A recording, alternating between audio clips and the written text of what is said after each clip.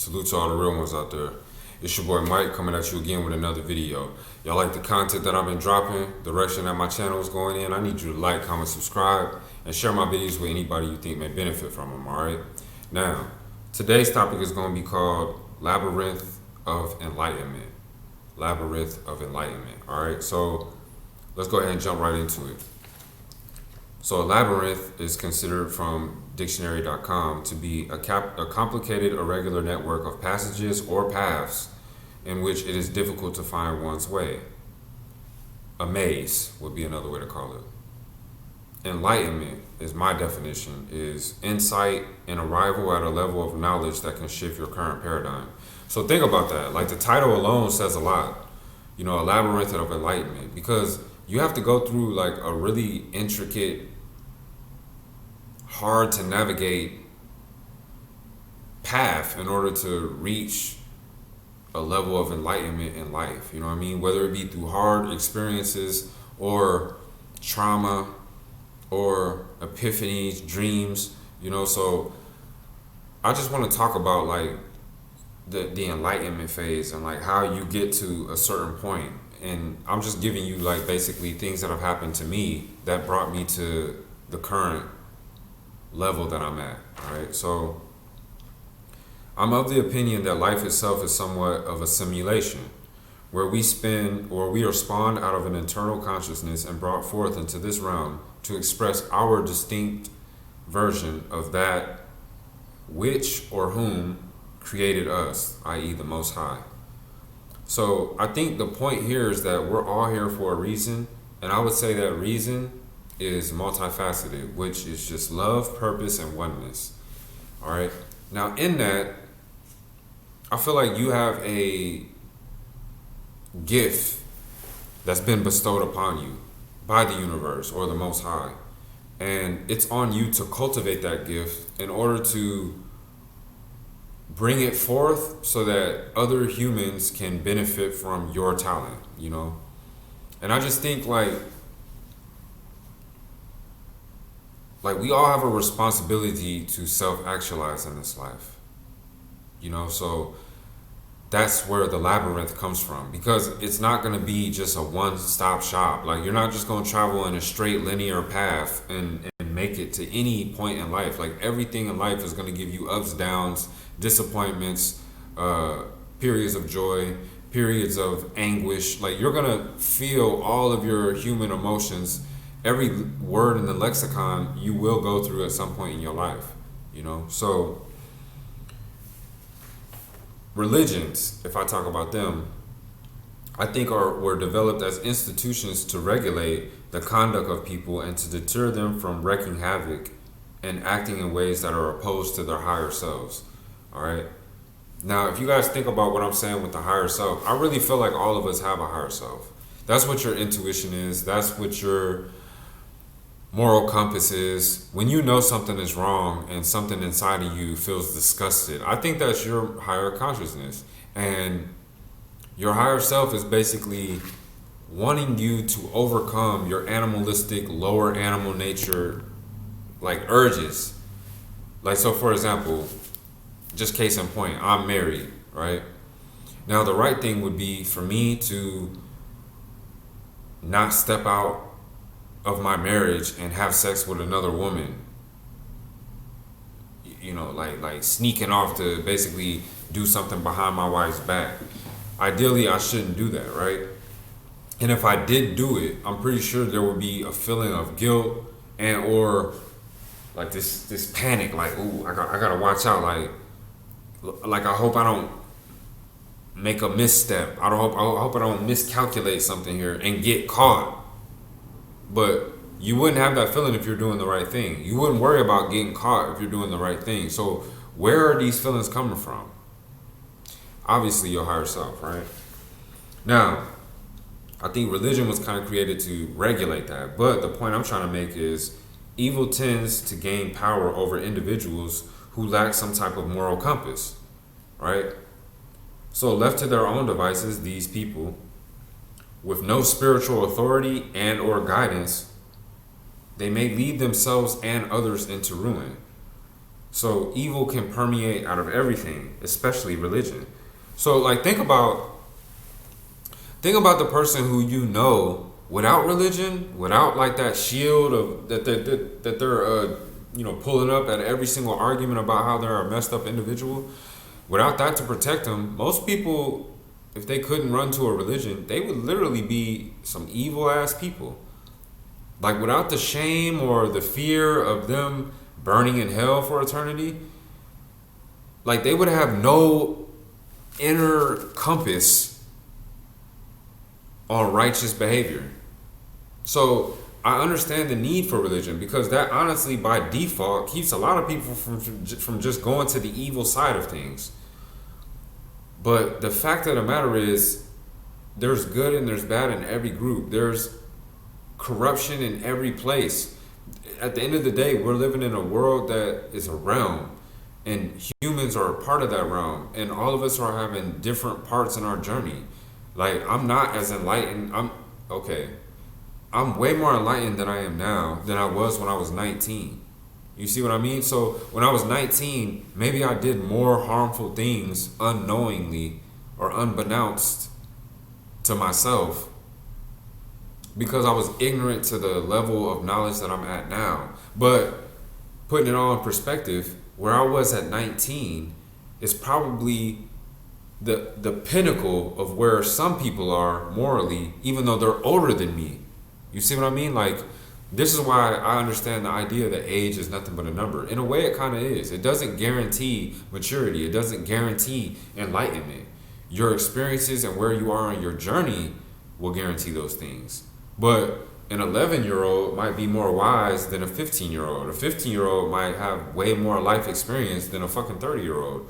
Or a 30-year-old might, without having to go through all the headache that a 45-year-old has gone through, just his mindset will avoid him having to fall down those traps that the 45-year-old person went. So I can understand, I can learn from anybody who's younger than me. But my whole thing is, evil has the ability to come from anywhere. So people who like run to religion and just think that like that's a safe haven from all the evil. It's like, dude, that might be the direct epicenter of where evil is originating. Like, and I guarantee if you do research on whatever religion you think you are, there's probably going to be some type of power structure or hierarchy that is literally oozing with evil. So, like, my labyrinth of enlightenment has led me to the conclusions that I'm coming to right now. And research has kind of proven it true, but I realize that there's still a lot that I don't know. So, for the people who, like, challenge me, and like feel a certain type of way when I say something about Christianity, or feel a certain type of way when I talk about the government or the hidden hand of things. Of course they usually will launch a personal attack on me or start to drill me with questions like I'm supposed to just give them all the answers that they want to know without even looking into any of the information. But it still doesn't change the ultimate truth, which is that evil can come from anywhere. All right, another thing is discernment and trusting my intuition has guided me through this labyrinth of enlightenment. The labyrinth being synonymous with life and the challenges it placed in my path. So, like, I can give you guys some examples about it, and then, I'm going to kind of wrap up the video because I don't really have to go too deep about labyrinth of enlightenment. I think we're all going through our own version of it. I'm just aware enough to know that every single thing that comes down to me in my life is somewhat of a lesson, to good or bad, to either confirm that I'm going in the right way or to show me that I'm going the wrong way, and to like adjust and change gears. So example number one that I've had like throughout my life: strong visions and epiphanies which opened my eyes and shifted my thinking. The end result being me feeling like an alien who was odd, and I've also had like dreams of being in distant lands where I was in the military even though I hadn't joined, and where I just had mental clashes with peers and family. So Like the strong epiphanies part, that's real easy. Like every single time I have a strong epiphany, when I look back, it's always came true. And you know what's crazy is the latest strong epiphanies that I had was one, for whatever reason, I was trying to get a certain motorcycle shipped to me close where I live in Germany. So that kind of lets me know that the motorcycle that I actually want to have, which I'm not going to tell y'all because I actually just want to get it and show you a video later. It's letting me know that I'm probably going to get that exact bike. I don't know when. I don't know like if it's going to happen exactly how I had the strong epiphany, but I can bet my ass that it will happen like that.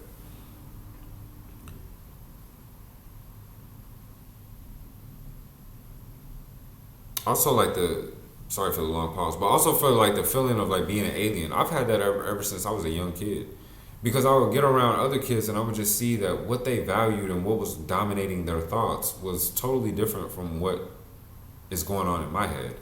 So it's the same way even now as an adult.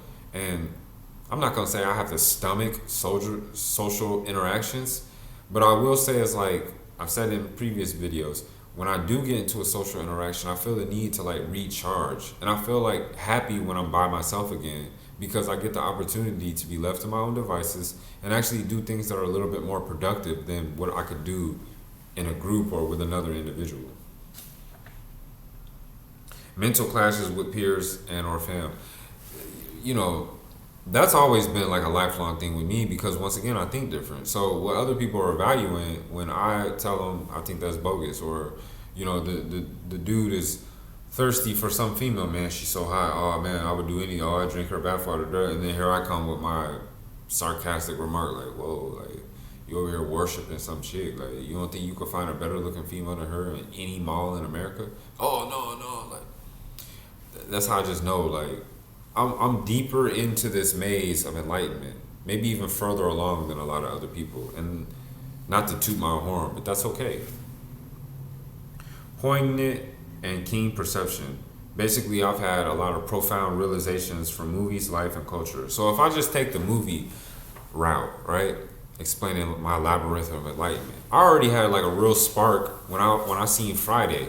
When I was like, 10 years old when the movie came out. It dropped in like 1995. And I still remember clear as day. We were all watching it. We were at my cousin's house. And of course, we laughed our ass off and really enjoyed the movie.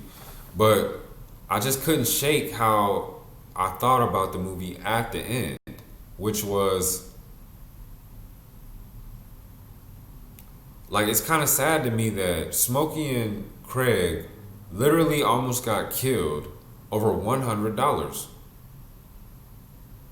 Some people say, no, Big Worm, he owed Big Worm $200. But I'm like, first of all, that's neither here nor there. It's just a few $100s.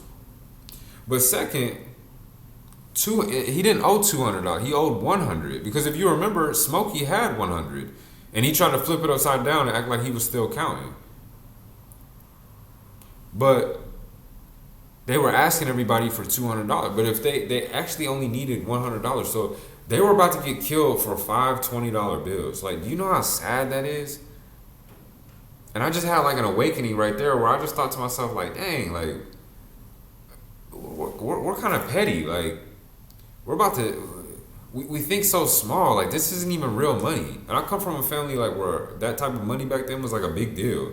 But like, I always thought to myself, like, dang, $100 is really so much money? And then when I grew up and got older and made money, I was like, $100 ain't shit. But how come it was always like, to see somebody who just had it disposable, it was like far and in between.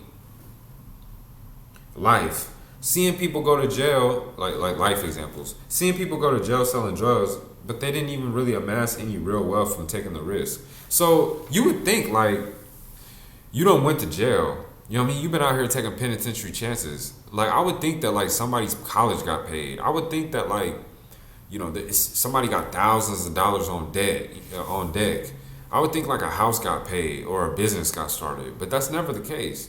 So for me, it just kind of was like, dang. And so many people like value, rap about, and glorify the drug game. But all these people who had all this quote unquote money either didn't leave shit behind or don't have nothing to show for it. So it's like, dang. in culture. I just see like the endless promotion of rampant dysfunction.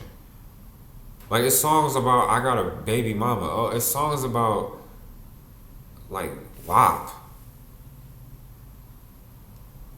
It's songs about like just ratchet behavior. You know what I'm saying? And like you're more chastised for calling it out than you are for just totally submerging yourself into it. Example number 3.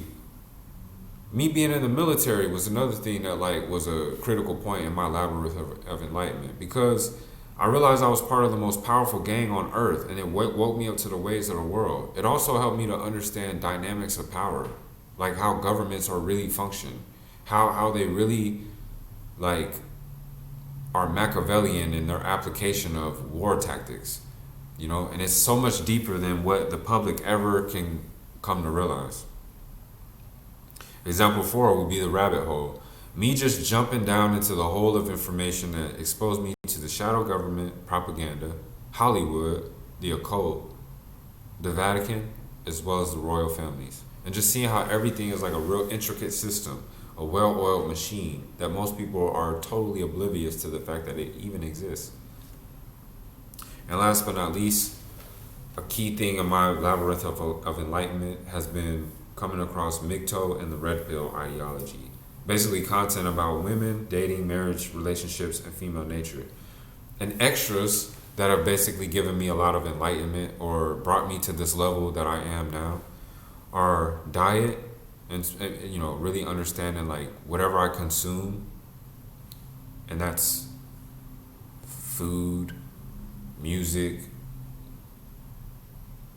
TV, like anything that I'm really consuming that's going into my body or into my psyche plays a significant role in where I stand mentally, right, and physically. Fitness,